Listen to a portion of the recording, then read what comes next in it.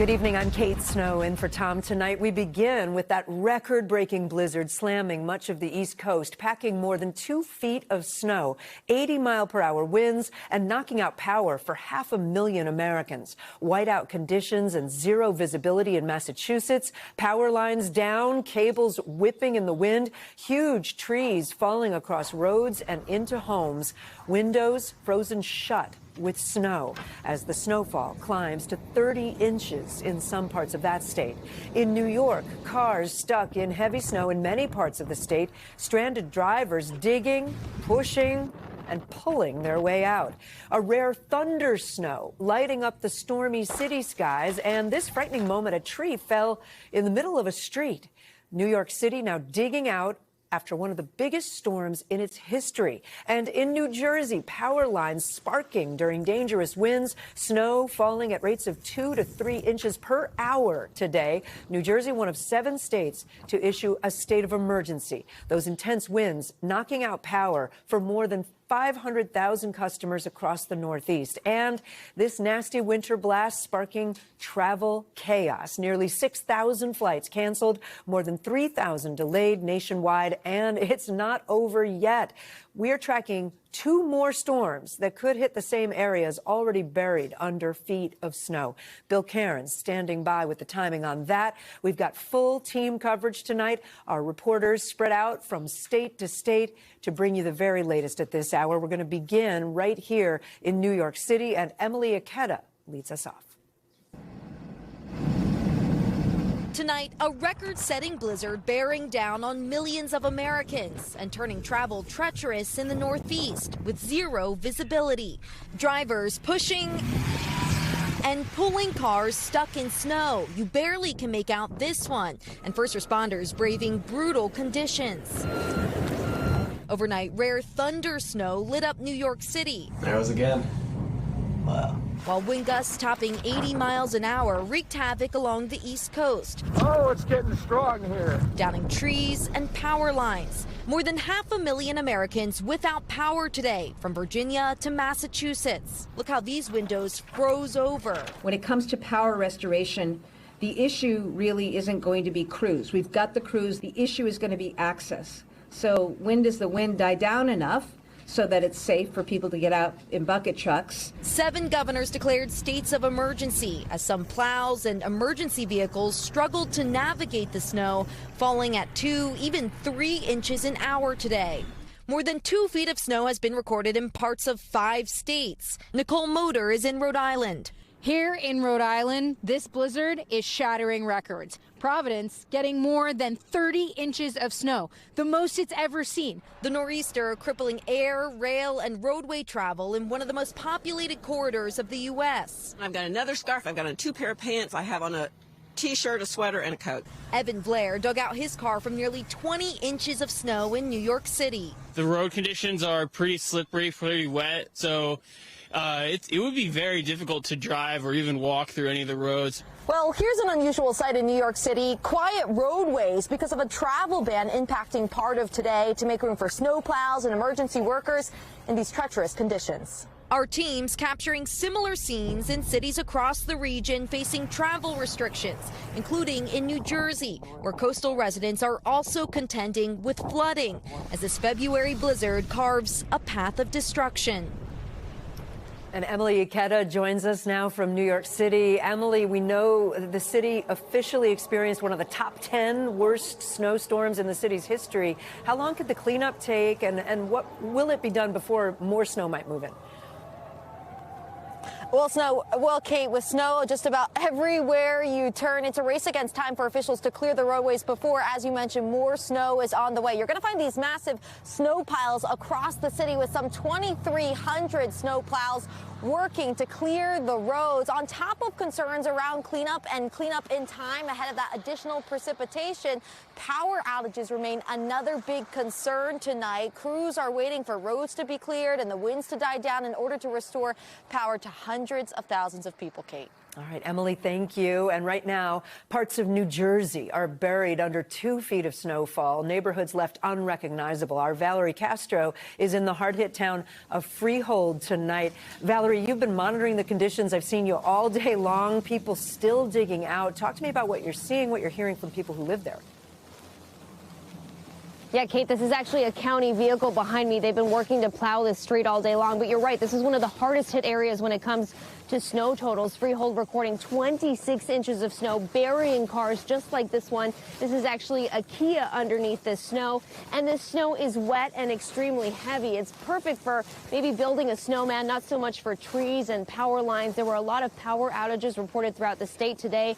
At one point, more than 100,000 customers without power. We have seen the utility crews out working today, working to restore power. But for people in neighborhoods like this, they will be digging out for at least the next several days. The family that owns this truck tells me it took 2 hours to make just this much progress. They say they started plowing the driveway and their other vehicles out. They started digging those things out last night when the snow began to fall. Kate? Well, that was smart. Valerie, thank you so much. Let's go further north to Massachusetts, where parts of the state are still under a blizzard warning at this hour. I want to go to Oscar Margain from NBC Boston. He's in the town of Winthrop, which is on the coast just north of Boston. Oscar, good to see you. Tell me about conditions where you are right now.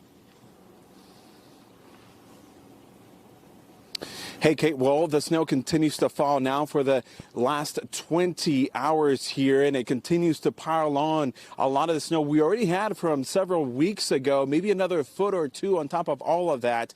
Now, this is also an issue when it comes to storm surges and also high tide. The winds have also been relentless here, and it's also made it very difficult for the plows across the state to try to get through all of that snow. The governor here issuing a travel ban for the southern western part of the state because of the current conditions. Kate? And Oscar, Winthrop experienced, I know, multiple water main breaks today, in addition to severe coastal flooding, because you're right on the coast there. What is the latest on how long it's going to take to recover from this? Well, the folks that I've been talking to here on this street, they are seeing some relief here after the town did deploy some water pumps. Now, there have been 4 water main breaks here in town today alone. A lot of that was prompted by power outages. And so folks here are having to deal not just with the snow, but also with a lot of the water that seeped into their basements in the places that it did get flooded because of these water main breaks. Now, a couple of neighbors do have some water pumps. They were prepared for that. Some other neighbors do not have any pumps. They also don't have any power, and they're currently trying to find another place to stay for the night. Yeah, it's Kate, really cold there, too. Oscar, thank you so much. Let's get right to NBC News meteorologist Bill Cairns. Now, Bill, some of these areas, we just painted a picture. They're getting hit really hard. Walk us through the snow totals, the wind speeds we've seen. Yeah, we're not done yet. We still have another couple hours to go in southeast Mass. I know you're just waiting for the storm to end. It's been ridiculously long-lived. So we did set some records. We mentioned the Providence, all-time highest ever. New York City, top 10. Newark Airport, second all-time. So it wasn't just an isolated area. This was an historic blizzard by any accounts. The max wind gust, Montauk, 84 miles per hour, Nantucket, 83. This is why we have so many power outages in areas of the Cape Cod, southeast Mass, and out on Long Island. We still have this one last band of snow that's still sitting here.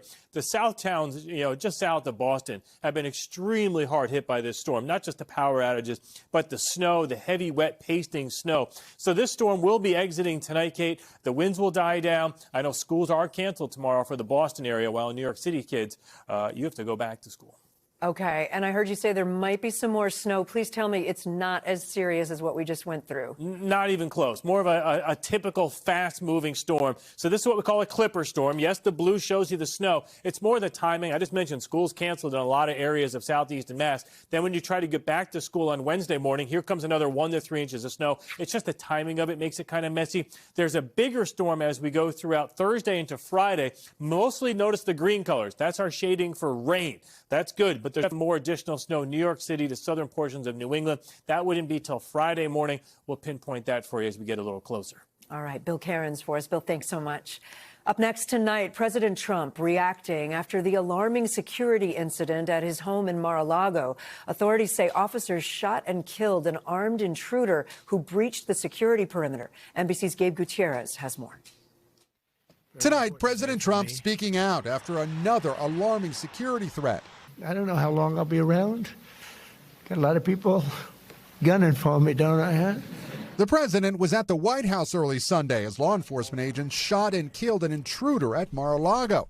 Two law enforcement sources identifying the suspect as 21-year-old Austin Tucker Martin from North Carolina. Now investigators are trying to determine why he allegedly breached the property's security perimeter around 1:30 a.m., carrying what appeared to be a gas can and a shotgun.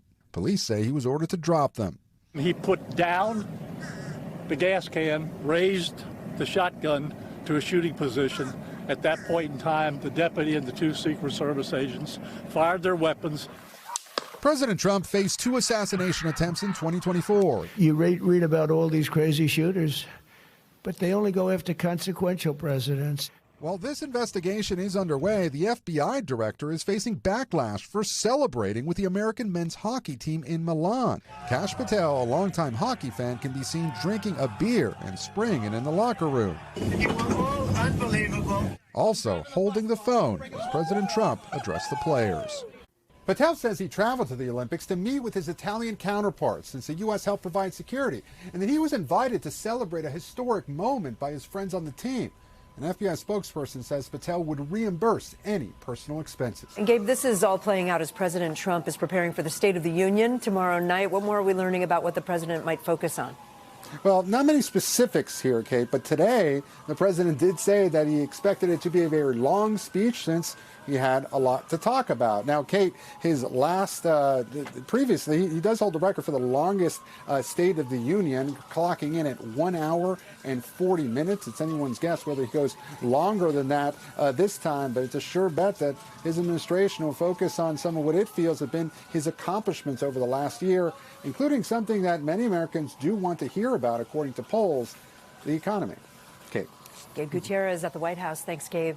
And you can catch special State of the Union coverage right here on NBC News Now. That starts at 4 p.m. Eastern tomorrow. We want to give you an update now on the search for Nancy Guthrie, now entering its 4th week. Tonight, officials say they still have no suspect, but they are pursuing the possibility that there may be multiple people involved, as local and federal agencies are in the process of analyzing samples found at the scene that contain a mixture of more than one person's DNA. Aaron McLaughlin is on the ground in Tucson for us tonight. Aaron, good evening. I know you spoke to the Pima County Sheriff about that DNA that's being processed. What did he tell you about the timeline? Yeah, that's right, Kate. This has to do with the DNA found inside Nancy Guthrie's home that investigators say may have come from the suspect. The issue is the sample that they have recovered is mixed, and experts I've been talking to say that that poses a challenge to the investigation. I asked Sheriff Nanos about that. He said that there are challenges with the DNA. Take a listen to what he had to say. I am no DNA expert by no means.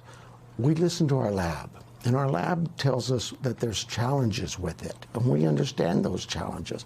But our lab also knows that the technology is moving so fast and in such a frenzy that they think some of this stuff will resolve itself just in a matter of weeks, months, or maybe a year to allow them to do better with, say, a mixture of that kind of thing. Nanos said that they are making progress in other areas of the investigation, specifically having to do with that Nest camera footage, which investigators say shows a suspect on Nancy Guthrie's doorstep the night of the kidnapping. He told me they are getting closer to identifying some of the articles of clothing, including the shirt, the pants, and the shoes. He said that they've already identified the backpack in question as being exclusively sold from Walmart. Kate. Aaron, we know so many different communities have come together to support Savannah Guthrie and her family.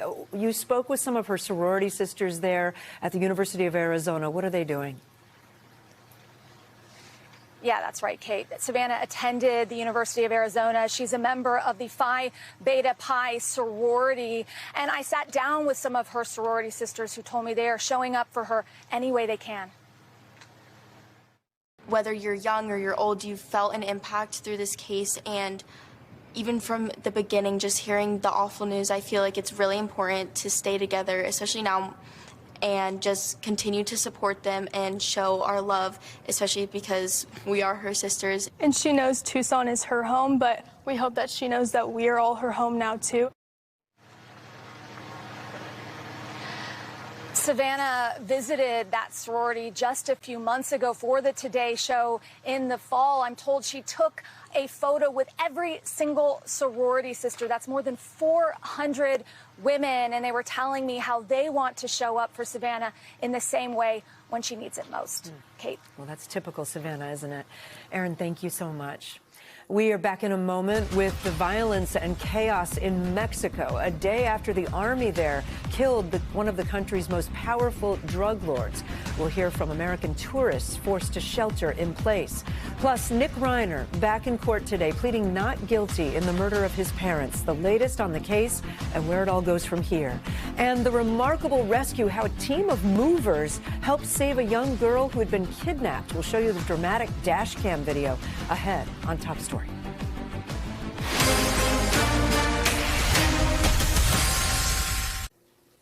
We are back now with the latest in the shocking deaths of Hollywood director Rob Reiner and his wife Michelle. Their son Nick Reiner pleading not guilty to 2 counts of murder at an arraignment today in Los Angeles. NBC's Morgan Chesky is following it all from L.A. tonight.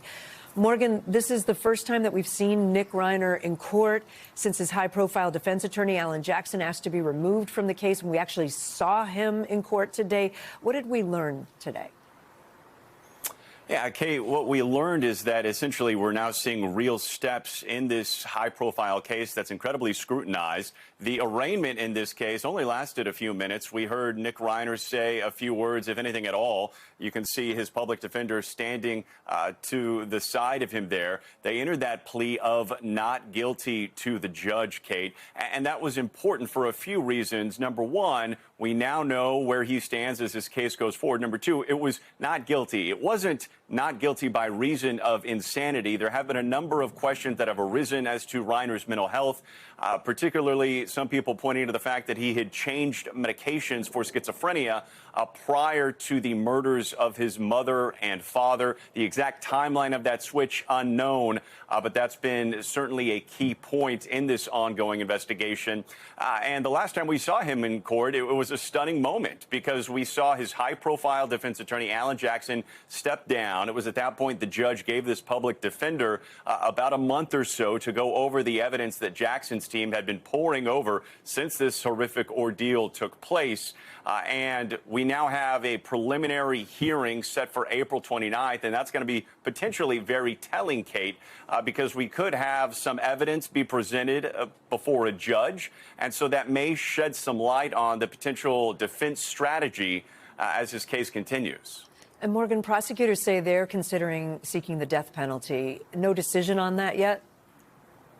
No decision. We did hear from top prosecutor Nathan Hochman earlier today, Kate. And the only reason that the death penalty is on the table is because these special circumstances have been added to these first-degree murder charges. Essentially, it's an enhancement of that charge. And that means that should this go to trial, and if Nick Reiner is convicted, it could be life in prison without the possibility of parole, or, as you mentioned, the possibility of the death penalty does remain. We heard Hochman say earlier today that his team has yet to take that off the table. It is somewhat complicated in California, where they've placed the death penalty under a moratorium. But it is certainly a key aspect of this case as it continues to progress here. Kate? All right, Morgan Chesky for us. Morgan, thanks so much.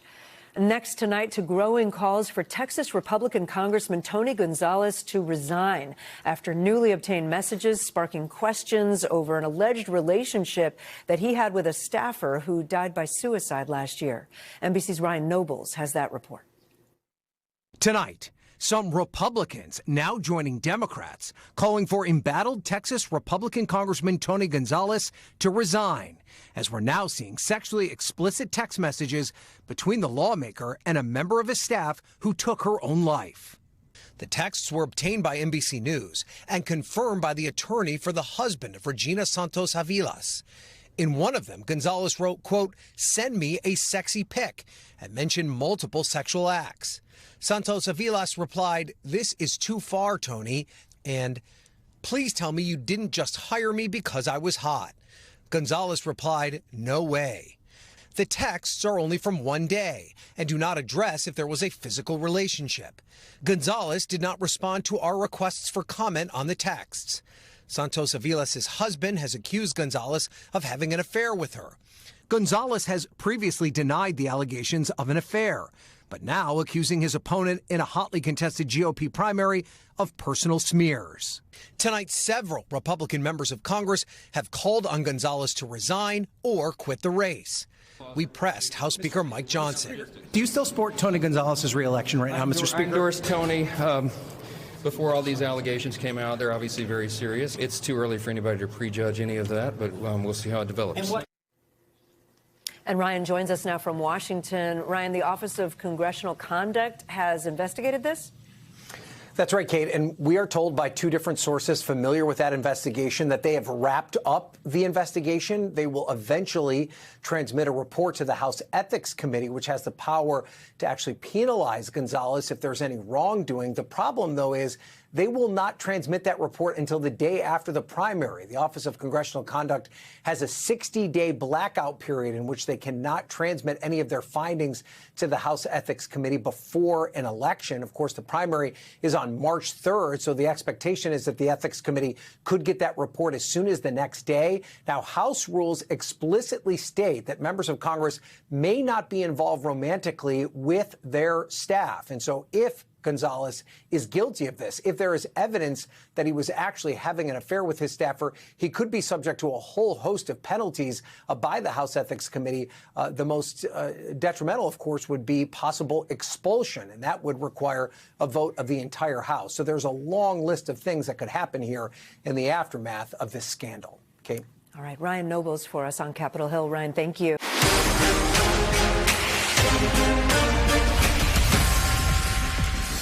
Back now with Top Stories news feed. A federal judge permanently blocking the release of special counsel Jack Smith's investigation into President Trump's handling of classified documents. That court order today coming from U.S. District Judge Aileen Cannon, who was nominated by Mr. Trump. She wrote in part, the report should not be released outside of the Justice Department due to, quote, the unlawful appointment of special counsel Smith. Cannon dismissed the case in 2024, which the DOJ, under President Biden, appealed. And the trial has begun for a Utah mom accused of fatally poisoning her husband before writing a children's book about grief. Real estate agent Corey Richens has pleaded not guilty to charges, including aggravated murder and attempted homicide. Her husband was found dead from a fentanyl overdose in the couple's Utah home in 2022. Prosecutors allege Richens slipped her husband that fatal dose of fentanyl in a drink after taking out life insurance policies on him, totaling nearly $2 million.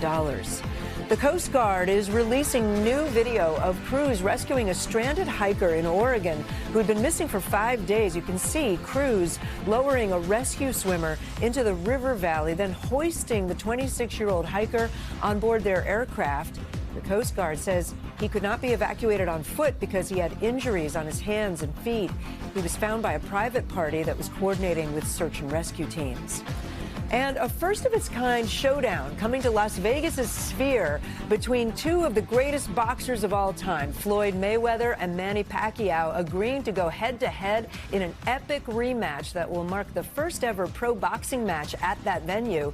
The fight is set for September 19th. It'll be streamed globally on Netflix. Now to the dramatic scenes out of Mexico. Cartel violence erupting near popular tourist spots. Americans ordered to shelter in place. Cars and buses were set on fire after the Mexican military killed the country's most wanted drug lord. NBC's George Solis has more. Tonight, those stunning scenes of destruction across Mexico. Buildings and cars lit on fire in a wave of drug cartel violence.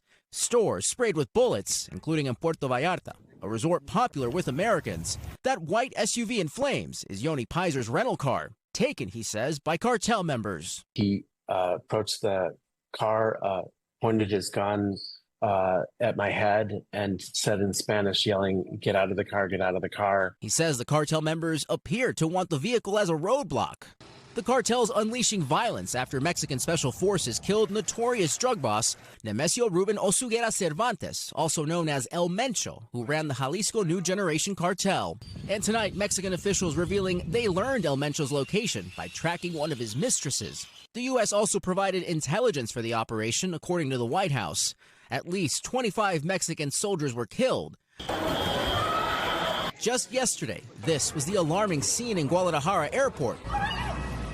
Panicked passengers scrambling with their luggage. Telemundo's Julio Vaquero is there tonight. Today, the Guadalajara International Airport is slowly going back to normal. You can see operations coming back. However, you can also feel the tension hanging in the silence. American tourist Adrian Moorfield, like so many others, eager to get home. The uncertainty of when all of this is going to clear up, it makes you question when we're going to be able to make it home to our loved ones safely. And George Solis joins us now from Miami. George, we're hearing from Mexico's president tonight. Yeah, that's right, Kate. President Claudia Sheinbaum essentially saying and urging calm, saying there is tranquility after this operation, really trying to make sure that Mexicans and American tourists there feel that they are comfortable, despite the fact that you have the U.S. State Department saying, look, you're going to have some flights that are still being disrupted as a result of all of this interaction and unrest that occurred over the weekend. Some roadways possibly still impacted, but she's making it clear that the Mexican government is in control, Kate. George Solis, thank you. I want to bring in Telemundo anchor Julio Vaquero now, who's reporting from Guadalajara, Mexico tonight. Julio, we saw you in George's piece. What can you tell us about the situation on the ground there? We're seeing reports the Mexican military might be in that city now. Have things calmed? Yes, hey, Kate, this is a ghost city. So let's think about this. It's the second largest city in Mexico. More than 5 people live in Guadalajara, in the metropolitan area. This is supposed to be a dynamic city, but today it's practically empty. As I mentioned in George's piece, the tension is still hanging in the silence. And people are afraid to leave their homes. Yes, the military is here. Yes, the authorities are here. And it's true, President Claudia Sheinbaum says that the government has the situation under control, but you can still feel the fear in this community. Julio, for our American audience who maybe doesn't know a lot about the Jalisco New Generation cartel, can you explain their power and why we saw those roadblocks and those fires over the weekend? Sure. This is an extremely dangerous drug cartel. It grew very violently and very fast. In about 10 years, it was able to reach almost every corner of the Mexican territory.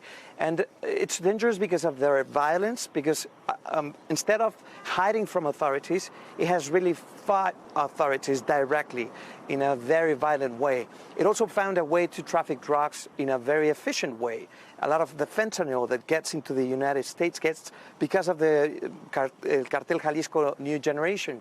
And the third thing is that people here in Guadalajara say that nothing happens without the cartel Jalisco Nueva Generación knowing about it. So they have the control of the local authorities and practically most of what happens in this city.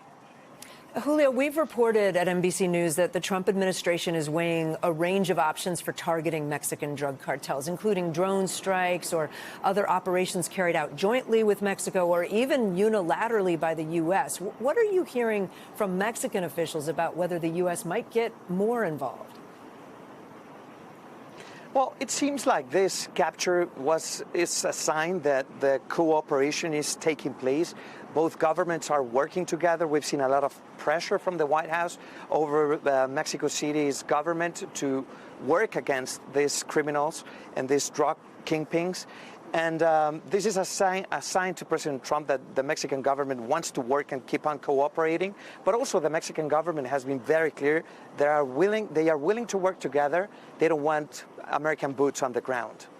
Julio Vaquero, really appreciate you. Thanks so much for being with us tonight. Now to a remarkable story out of Phoenix, a crew of movers jumping into action to help save a 3-year-old girl who had been kidnapped. Their quick thinking all captured on the truck's dash camera. Steve Patterson has the video and the story.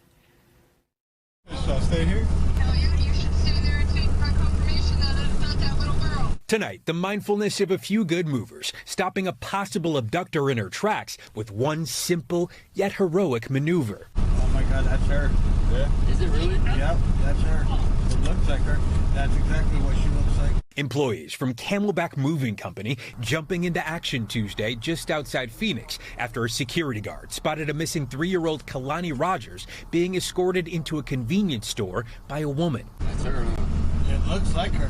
The pair matching the description of Kalani and 23-year-old Marina Noriega from a blaring Amber Alert pushed out Monday night. The guys in the truck stunned, but quickly spring into action. Security guard took a picture of her, and he's like looking at her. And in the thing it said the lady's wearing like pink pants. The Amber Alert, the one I yesterday? Remember? Yesterday? That one. Should I block them? Should block. So the movers quickly come up with a plan, putting themselves and their vehicle between the suspected kidnapper and her only escape.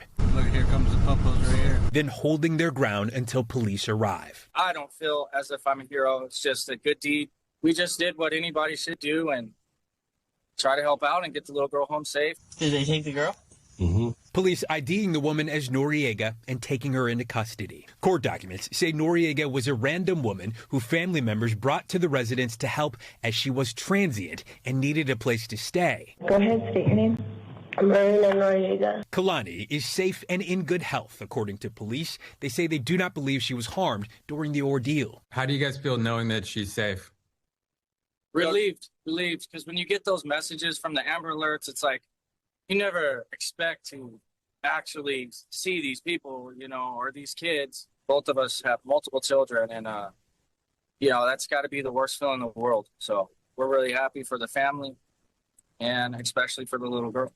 Court docs say the victims were contacted and reunited with their daughter, who told her parents that she was scared and wanted her mommy and daddy, but she was okay. I'm about to get the license plate. I'm about to just park in front of them. The community tonight crediting it all to that one mover maneuver we usually never want to see. This is absolutely the first time we have blocked a vehicle in where the entire community is fully behind us and happy that it was done.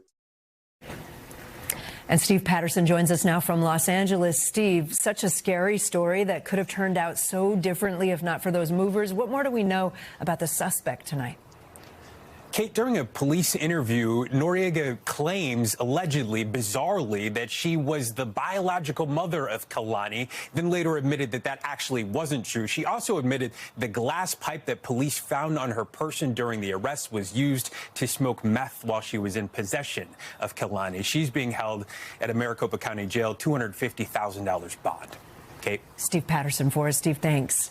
Still ahead tonight, Team USA finishing strong in Milan. The men's hockey team winning gold for the first time in 46 years. We'll take you inside their victory party and show you the moment they were welcomed home as heroes. Plus, terrifying moments in China when a ski lift suddenly starts running in reverse. That's next in Top Stories Global Watch. Staying overseas with Top Stories Global Watch, British police arresting a former UK ambassador to the U.S. related to a misconduct investigation into his alleged ties to Jeffrey Epstein. Video shows plainclothes officers leading Peter Mandelson from his home in London today. The former diplomat is suspected of improperly passing UK government information to Jeffrey Epstein while he was in office. Mandelson has denied any wrongdoing related to Epstein. In Nepal, police say at least 19 people were killed, including a British national, when a packed bus drove off a mountain highway. You see it here, the aftermath. Authorities say the bus rolled down the slope early this morning, leaving another 25 people hurt. Investigators are looking into what caused the wreck, but we're told the bus accidents are common in Nepal, mostly because of poorly maintained roads and vehicles. And scary footage from a ski resort in China showing skiers jumping off a lift after it suddenly started going backwards. Look at this.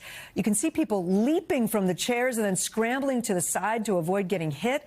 According to Chinese state media, the malfunction happened last week while the ski lift was under maintenance, and thankfully, nobody was hurt. And finally tonight, a historic victory to close out the Winter Olympics in Milan. The U.S. men's hockey team ending their gold medal drought with a stunning sudden death win over rival Canada. It's the first gold for Team USA since the miracle on ice in 1980. Our Stephanie Goss caught up with Jack Hughes and Connor Hellebuck as they were celebrating. Take a listen. I'm just lucky that I was a part of this group, and I'm a part of a gold medal winning team of the United States of America. I'm so thankful to be part of this group, and I'm so proud that everyone brought it every single night, and words don't explain the feeling I'm feeling right now.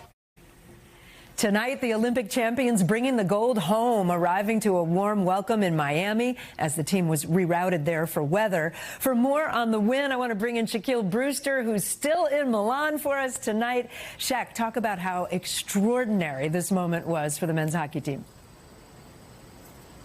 Well, Kate, I think you saw it in the faces and the reaction of the players right after that game-winning puck went into the goal. You saw them immediately flood the ice, throw their things off, really hug each other. And it brought me back to a conversation I had with some of the players in the days before the first game of this tournament, where they said they were here to win the gold medal. They knew that they would likely have to go through Canada to do that. And you saw them do it in the most dramatic fashion with that game yesterday in overtime, ending the 46-year gold medal drought for the men's hockey team and doing what they wanted to do, which was come home with 2 golds for USA Hockey when you combine and look at what the women did just last week, Kate. Oh, yeah, right. It's a double. Shaq, thank you. And there's an update on Lindsey Vonn tonight. Yeah, she had an emotional post on Instagram where she said that, one, she is out of the hospital. That's a positive thing for the first time in 2 weeks. But she really detailed the extent of her injuries. I think we have some video to show you of that post. But she said that, one, she almost lost her leg in that crash, saying that it almost needed to be amputated. The reason why it wasn't, she says, is because the doctor that was ready to essentially repair her ACL was already there, and he was able to save her leg. But she said that this was one of the most painful injuries that she's had times 10. Kate, you know her history. You know how many injuries she's had to go through. And she also said that she broke her right ankle, so she's currently in a wheelchair, will then have to be in crutches for an extended period of time. This is going to be a long road to recovery for Lindsey Vonn. Yeah, I had talked to her in 2018 when she was winning medals, and then to see how far she came trying to come back, it's really, we feel for her, don't we? Shaq, let's take one final look at the medal count. How did things shake out for Team USA? Well, look, Team USA, they made history in these Olympics. While Norway got the overall number of medals, they won the overall medal count, and they made some history themselves in being the only team to exceed 40 medals during the Winter Olympics. Team USA, they brought home the most goals Team USA has ever brought home in a Winter Olympics with those 12 gold medals, ending the Olympics at 33. And then we have to shout out Italy. They have not only been great hosts, but they got that boost in medals as well. They came in 3rd place in that medal count. So very fun games, the most Winter Olympic competition that you've seen in history. And I think it's a good setup for when the summer games come to LA in just 2 years, Kate. Yeah, Shaq, you're going to miss that place. I know it. Thank you. Thank you so much for all the coverage. And thank you for watching Top Story. For Tom Llamas, I'm Kate Snow in New York. Stay right there. More news on the way. We thank you for watching, and remember, stay updated on breaking news and top stories on the NBC News app or watch live on our YouTube channel.